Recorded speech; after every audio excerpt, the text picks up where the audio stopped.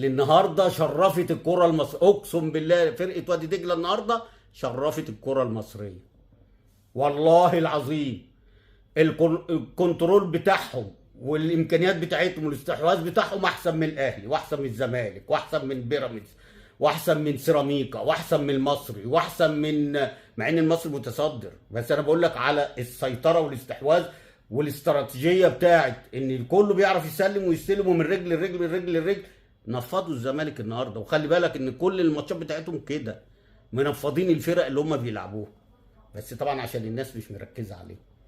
بس النهارده هم عملوا مباراة عظيمة تاريخية النهارده. محمد الشيخ هي بس الغلطة الوحيدة ان انت طلعت محمد عبد العاطي، لو محمد عبد العاطي موجود كنت بقت النتيجة 3 و4 و5، لان ده استاذ ورئيس قسم، ده معلم بجد، ده راجل معلم بجد.